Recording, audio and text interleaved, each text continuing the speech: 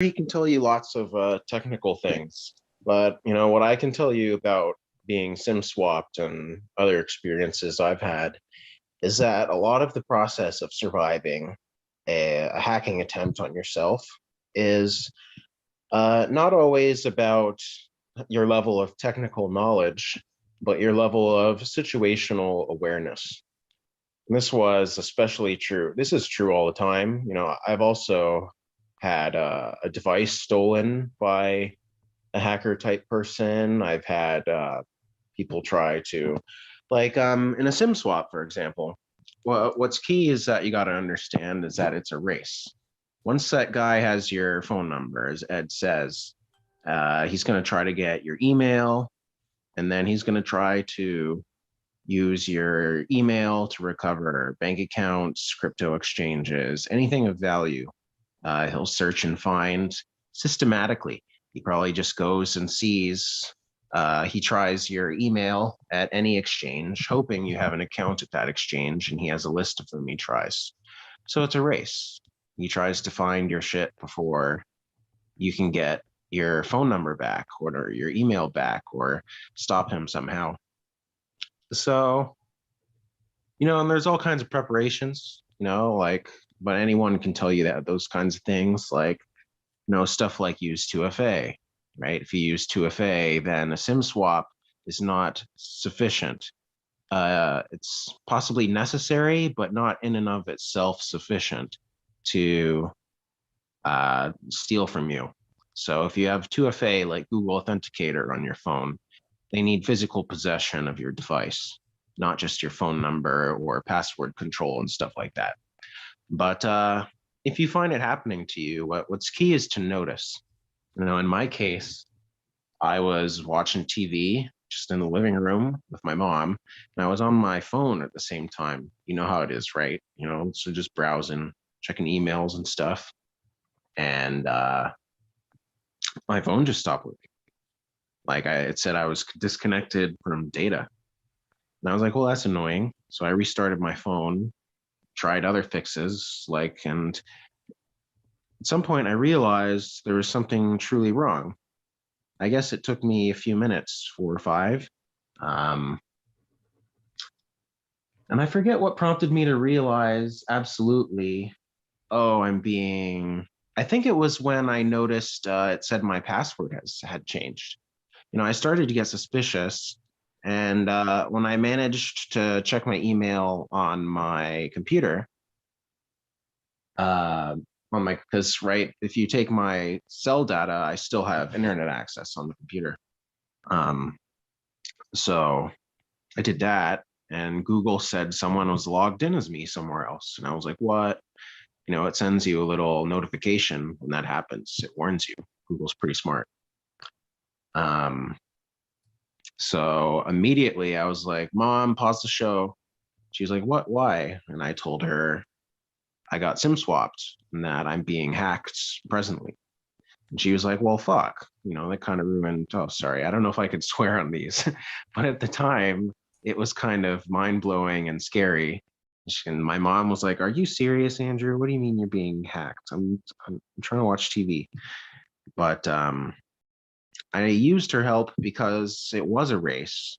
And very quickly, I needed to reclaim my phone number and my Gmail.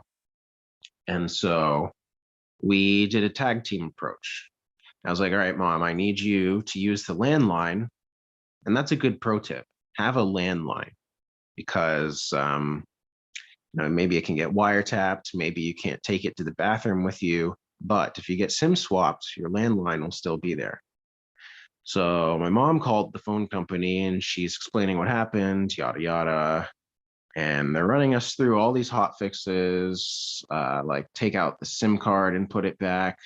And I have my mom with a little screwdriver taking my phone apart as per their instructions while they're disabling my phone number and stuff like that.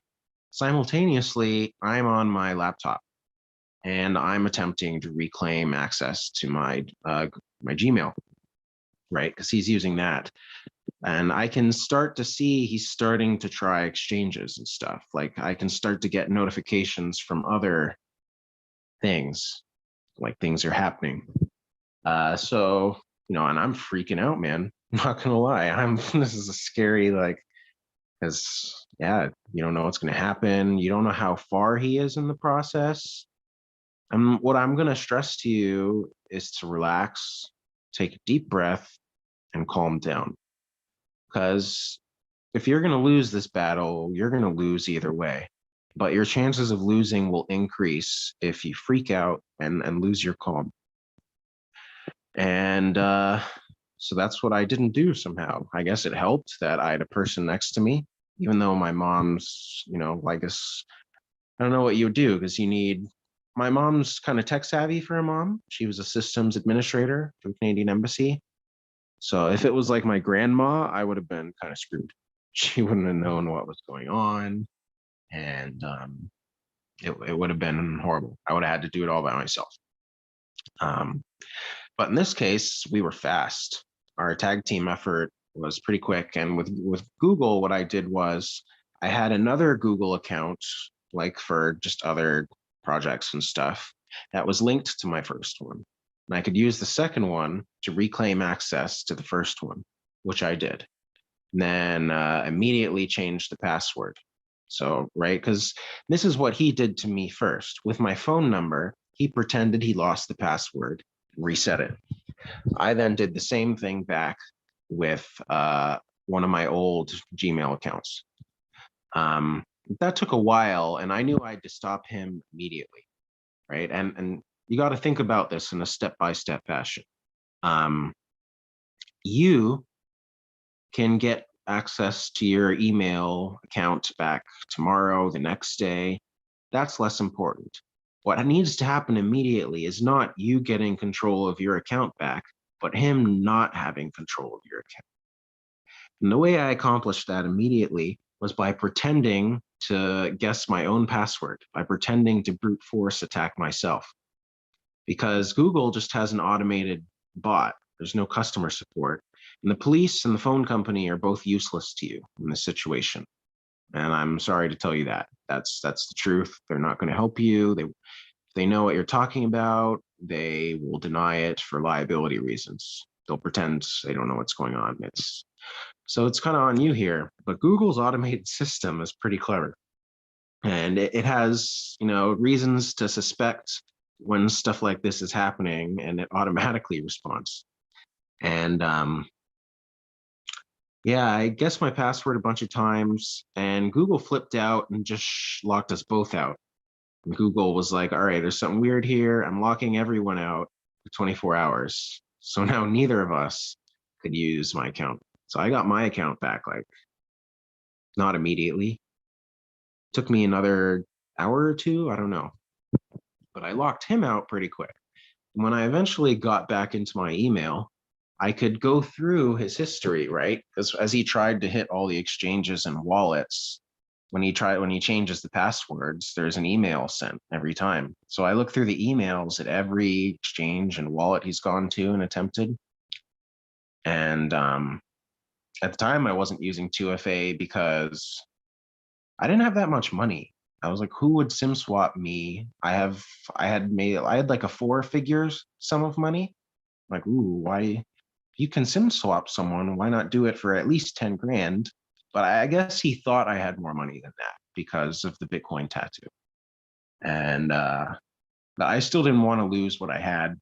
And so I looked through the list, and it's very nervous watching his activity. You know, it's kind of like reading a damage report or seeing the results of a football game after it happens the next day. You're like, come on, I hope my team won.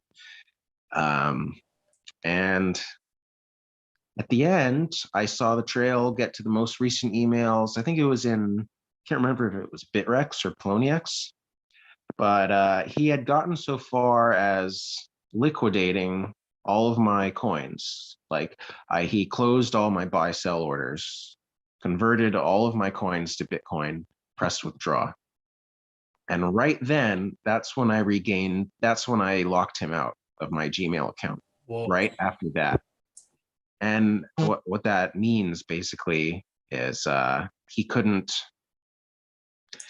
He was like a minute away from from taking the He coins? was unable to press. When you try to withdraw from an exchange, it sends you another email, and you got to click the link to confirm the withdrawal. So because I had locked him out, he couldn't click that link. But he was still in my exchange account with a bunch of coins that he couldn't withdraw. But eventually I got that back too, right? Ultimately, I was in control at that point. And that's why you got to see it's time is of the essence, speed and logic, right? You know, I thought, what do I need to do first in my head? And I realized I need to stop him, step one. And I didn't even worry about what step two was yet. I thought about step one, stop person. And then once that was done, I literally fell to my knees like, haha, thank you. Like, you know, and they say like atheists start believing in God when they think they're going to die. And they're like, please, please. It's kind of like that. But, you know, just like my mom was like witnessing the hallelujah look on my face when I realized I still had all my money. But yeah, it happens quick. So you got to be careful and Wasn't there a time where you were on the plane and then another SIM swap happened? Or was it right? Yeah. Well, another time yes, I got SIM swapped again, not on the plane, but while in England for the meetups and conferences and stuff. And at this point, the person I suspect was way more targeted and like some kind of organized operation. I don't know, because what first happened on the way to the airport, my phone got stolen. That's what it seemed like. We were driving to the airport and we had our dog with us. And I just left my phone on the dashboard for 1 second. Like not long at all. Just on the dashboard inside the car, but with the window down. Because I wasn't gonna walk far, but my dog ran off and wrapped its leash around a tree. And I was like, oh fuck. Oh, now I have to run after my dog, which I did, and forgot about the window open, and I must have been gone 2 minutes. And in those 2 minutes, I returned and my phone was gone. And you know, I figured some Surrey kid probably took it, or homeless person. But it was a problem because I'm on the way to the airport. Can't miss my flight. And quickly, we drove home as fast as we could, and I found a backup, real terrible old backup phone. Got back to the airport just in time. Got to Germany. And then I had to give like a whole presentation, deal with the conference with this old backup phone. Then in the Netherlands, I bought this new phone, which I still have. It periodically updates to Dutch, and that's kind of annoying. But I had to get a phone, right? I'm over here in Europe for a while, where I was. And then when I was in Manchester, someone SIM swapped me again. I was just at a pub at a meeting when my phone stopped working again. And this time I realized much faster what was happening. And I was like, again, come on, you guys. Because by now I already have 2FA on everything, even though I shouldn't, like, for such a small sum of money. I don't know what the point is. Maybe I thought, you know, and I started to realize that how did they even accomplish this SIM swap? Because after the first one, I was specifically placed on an at-risk list by Rogers. Again, don't trust your phone company. You know, it's possible they use some kind of hardware, more advanced methods this time. And if they're the type of people who can recruit a thief to stalk us in our vehicle and wait for me to leave and take my phone, and they're probably organized enough to do all kinds of things. Maybe I was wanted by, I don't know, I probably pissed off all kinds of governments with crypto stuff and activism. We're live, just so you know. Whatever. Anyway, there was yeah, so I got SIM swapped again, and this time they couldn't get into my exchanges or anything, right? Because I had my everything locked down. So all they could do was annoy me, right? I have no phone now. I'm stuck in Manchester downtown in some pub with no This can be a real problem for you. What if you were like just stuck in an airport at a layover in the middle of a foreign country where no one speaks English when you got SIM swapped? In that case, they know to get SIM swapped, they don't need physical control of your SIM card. Here's what they do. They call your phone company and they pretend to be you. And your phone company is foolish and typically falls for that. Yeah, usually the person protecting your phone is some minimum wage kid in college, and he hates his job, and yeah, he doesn't give up information easily. There are also physical tools you can use to make the process easier, and I suspected that second time. I don't know. In that case, it took a lot longer for me to fix the situation. And he only got in my Facebook. But I think what you need to remember from this story is how quickly it happened. 2 minutes, dog runs away, phone gone. You got to understand how opportunistic these criminals are and how high tech, but especially, I mean, how high tech is it to pretend to be you? I mean, that's socially high tech. That's it's wily. These people make you be wily, and they'll do it in other methods too. I'm constantly. This happened often. If it had happened, well, it's happened to me twice. I have a Bitcoin tattoo, and I'm annoying to governments sometimes for activist causes. So it might not happen to you twice. That's probably unlikely. But pro tip is like don't tell people you're going on a flight. Like don't take pictures of yourself like at the airport. That's like an invitation for them to clear up your phone while you're on the plane. That's like, right. You can always share your pictures once you're back. So yeah, so because I think there was another attack. Like this was a well-known attack. That's a tattoo. It's pretty awesome. That's a Bitcoin symbol. So they figure I must have lots of Bitcoin, right? And I'm not that. I live with my mom still, honestly, but that's what they assume. Yeah. But it's all about situational awareness, reacting quickly, thinking quickly, using common sense, being logical, keeping your cool. Never freak out. Don't panic. Remain calm. This is what they teach you, standard stuff in game theory, standard stuff you'd hear if you worked for the Air Force or the Space Force, if you were a radio operator. In stressful situations, panicking is often the end. Like an air traffic controller, they have that problem. It's similar mindset. So what you can do to protect yourself is maybe protect your mail, because if they get any information from you that's sent to you, your birthday, your name, they can call into the phone company pretending they're you, saying, "Hi, yeah, what's your birthday?" And they have it, and they get the confidence that it's really that person.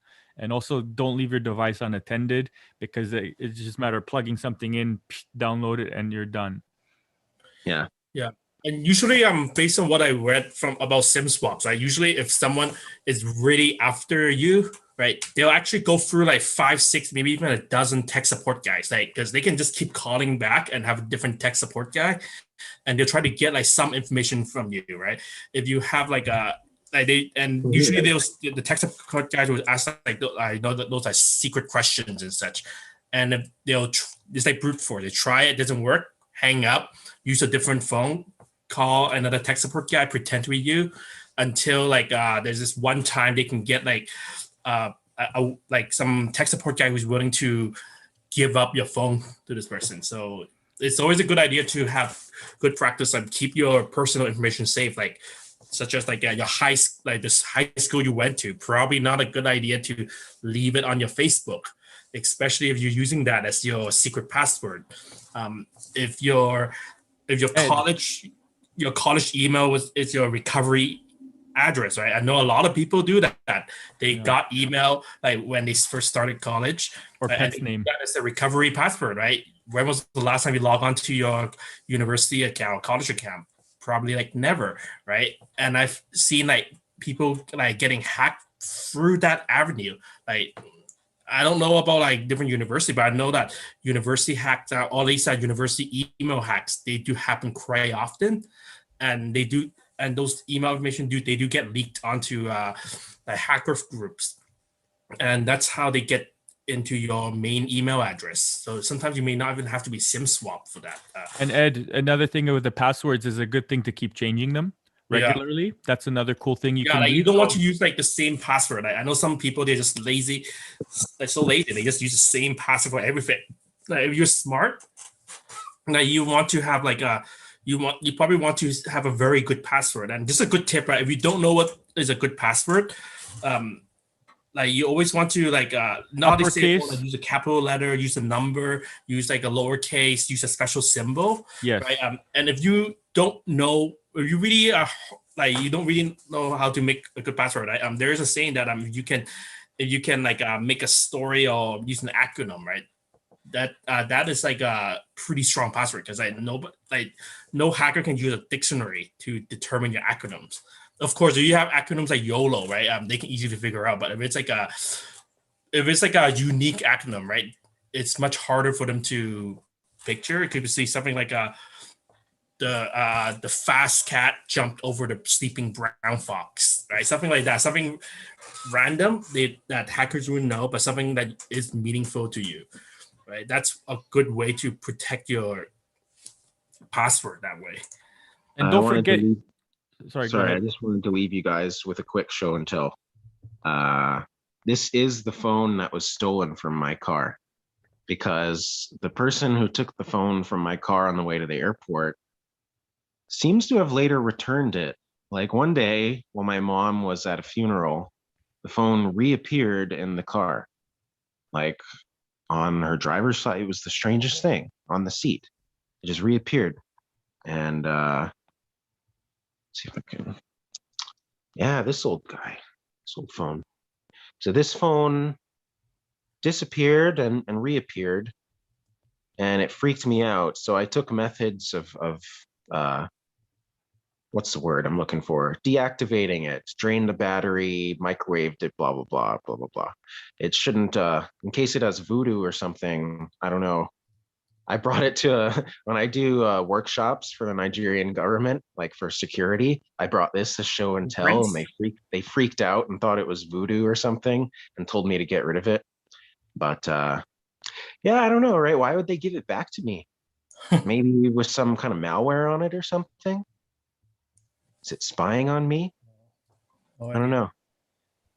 Cool. Well, another good tip is I know some people they actually have a second phone. They have a phone that is just dedicated to crypto, and they never let this phone like see the light of day or take it out anywhere. That's actually I think it's a pretty safe way, right? Because if you get SIM swap, it's likely going to be your primary phone and not your like crypto phone. The downside is you cannot be SIM swapped if no one knows your phone number. Yeah. Phone number is probably